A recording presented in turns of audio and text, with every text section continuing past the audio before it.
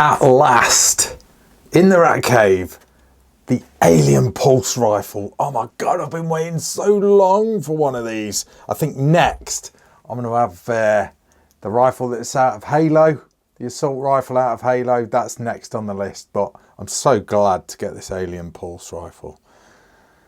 Yeah, I wish. Hi guys, this is RACKNLOAD. No, it ain't the alien pulse rifle. I wish it was. This is the Reximex Regime PCP air rifle. This is in .22 caliber or 22 caliber, and it does look a bit alien pulse rifle, don't you think?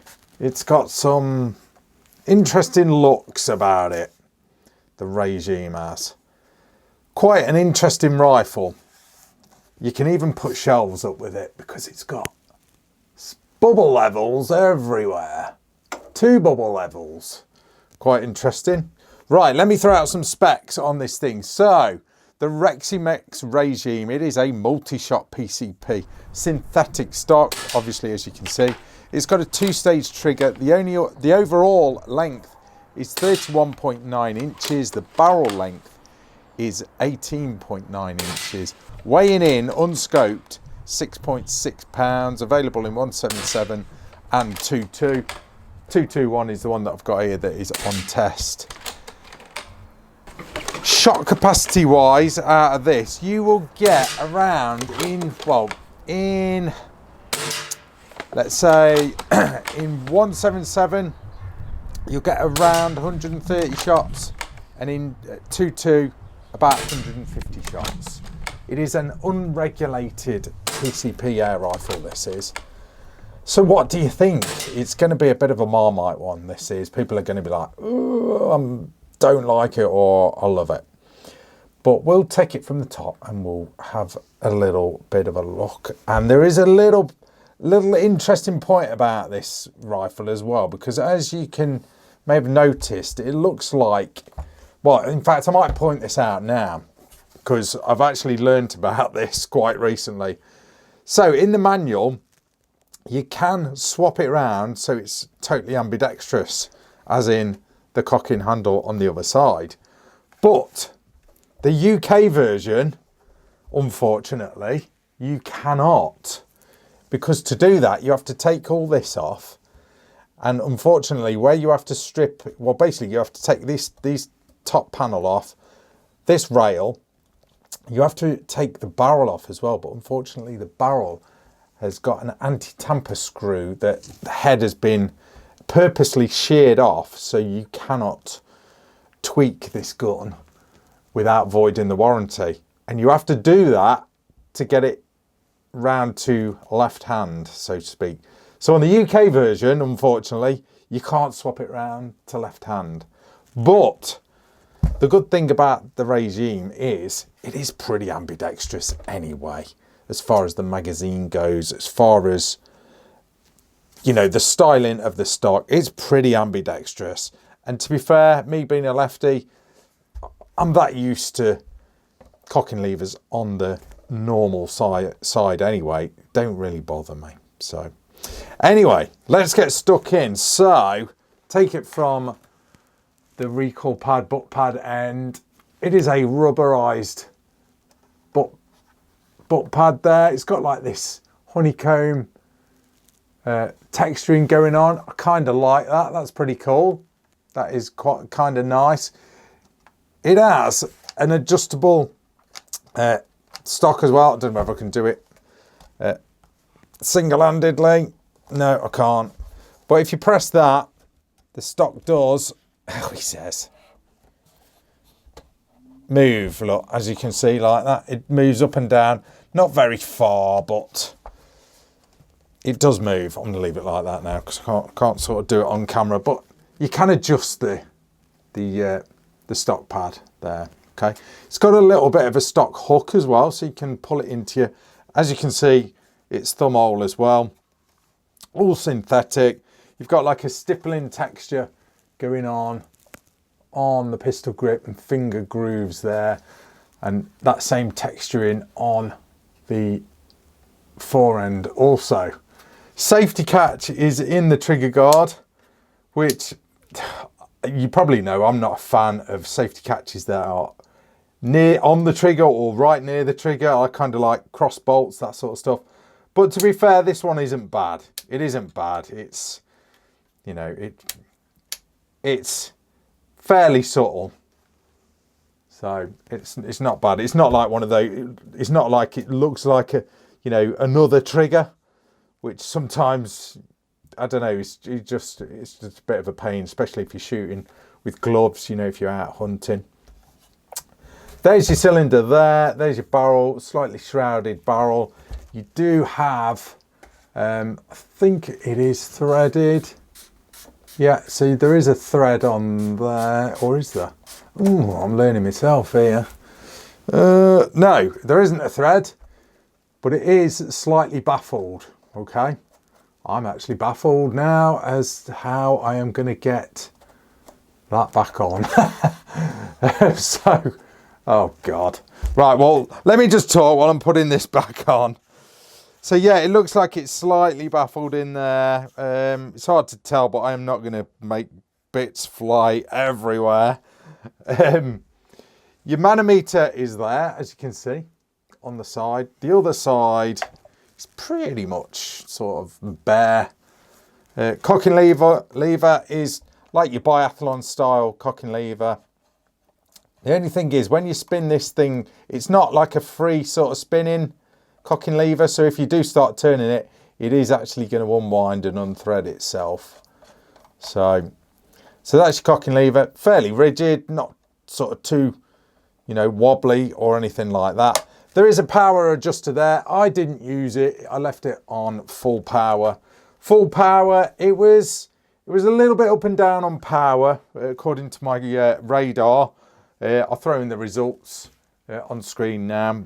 So it was fluctuating quite a bit between shots, and that was with Field Target Trophy, I believe. There was the pellets I was using for that chrono test. How did it get on accuracy wise? Well, we'll jump into that in a minute, but before I do, I was using I think it was a Hawk scope. No, it was a Titan scope on this, and I had the side shot cam GoPro on there. So I'll roll in a bit of footage. It's the first, I've got to admit, it's the first time I've used this side shot camera thing. So I'm getting to grips with it. So it might be, the footage might be a little bit iffy. So excuse that. You probably can't see the crosshair. So I'm still getting to grips with how to set that up properly. So that's what all that bulk was on that. But I've took it all off. As you can see, the rifle is naked. Big long Picatinny rail here. As you can see, it is adjustable, so you can adjust it up and down. So you've pretty much got like almost like limitless MOA in it. There is a bubble level in here, so if you wanted to absolutely make sure your rifle is level, I guess you'd use that. Would you ever use it? I don't know whether you would. I think it's a little bit gimmicky, I ain't gonna lie. But I guess if you just wanted, you know, I don't know. I can't see why you'd actually have to use that myself. Maybe you get that one level and then you would adjust your, making sure you, I don't know. I didn't use it anyway. But no, accuracy, let's jump into accuracy. This is using different flavour pellets, you know, in my usual sort of testing.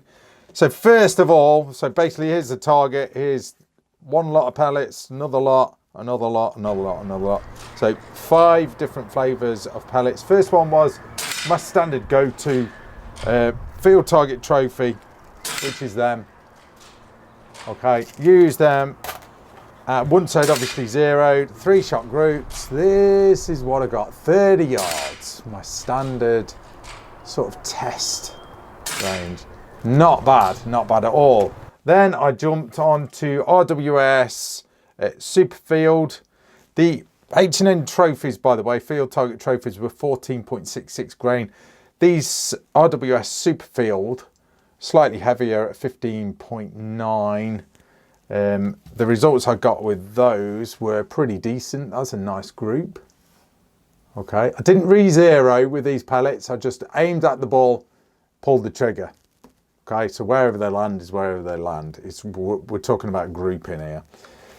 Then field target, H&M field target trophy green. So these are the light ones. Okay, so these are 9.57. These are quite an interesting pellet because they're non-lead. In a lot of rifles, I've had these fly all over the place, but this one seemed to like them. This Reximex regime, that was a bit weird. That was probably me.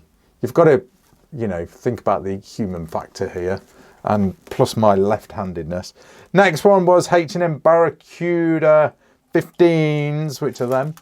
Quite a long pellet, quite a heavier pellet, 15.89 grains. So they were dropping a little bit lower. Still grouping, pretty decent. Like I said, I'm aiming at the ball. I'm not sort of messing about with zero or anything. And then last but not least was the JSB Exact Jumbo RS, 13.43 grains. That is them right there. Decent group. So it seemed to like a variety of pellets. There's no doubt about it. So accuracy was pretty good. Talking of accuracy, what was the trigger like? Let's give it a pull, see what it's doing.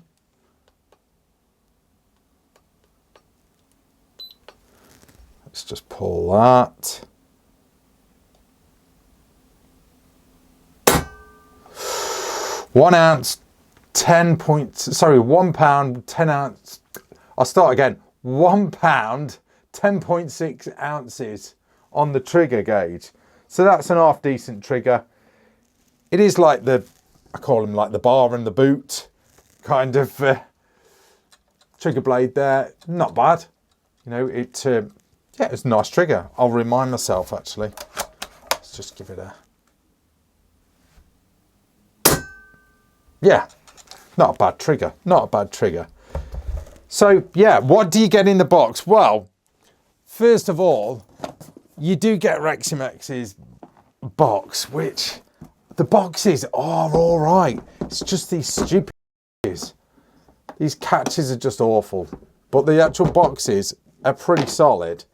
But what do you get in the box? You get some shot count data, which is, power data, which is quite interesting. So I'll show you this, see how it compares to the data I got, but just pause that if you want to see what it was doing. What pellets did they use? 15.9 grain, doesn't tell you which one. Ballistic coefficient of 1. So, don't know, interesting. 12 shots there. I'm sure I was getting lower. I was getting lower foot-pounds than that with my radar.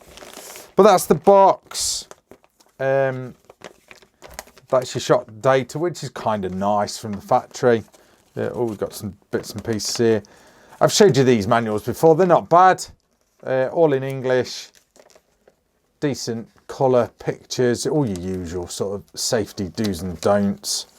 I'll show you the magazine in a minute. So yeah. Not bad little manual. I don't think they put any... Oh, there's a bit of a parts list going on there.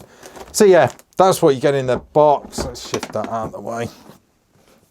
So the magazines are 12 shot in 2.2 like this one, 14 shot in 1.77. They've got like the Perspex front cassette style magazines that we're all sort of used to now. Clockwork, where you've got to sort of wind them on and whatnot.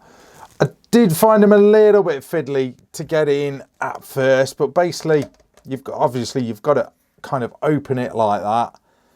But it's kind of weird because it loads, the way it loads is you've got to line up, see this little line here? You've got to get that. I don't know if you can see it. See this tiny sort of line there, like a groove? You've got to kind of get it lined up with that. So it takes some getting used to, but once it's in, it's in. Now, what I did notice about this, it's very left-hand friendly, because that's where my fat face goes on this side, me being a lefty. So you righties have the problem that I usually have to put up with the magazine sticking out in your face. So, sorry about that. So I kind of like that. That's a winner in my book. So I've cocked that. I'm just going to fire it off. So yeah, the magazine's pretty decent. You get one, I believe, in the box.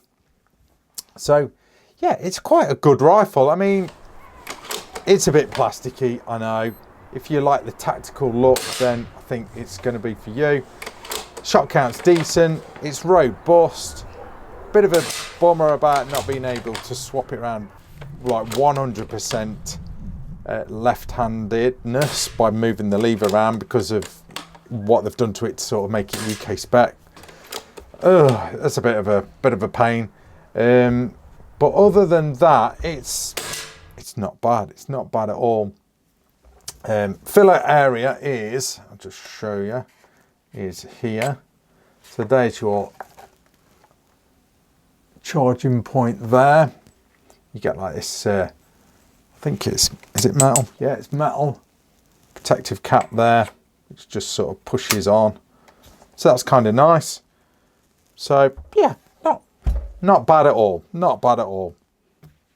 Some people like it, some people hate the look of it, you know, because it's all plastic, but it is what it is. And I think they're under £500 here in the UK for a bullpup PCP. You can't really moan at the price. Anyway, guys, I'm going to leave it at that. Thanks for watching. That is Rack and Load. See ya.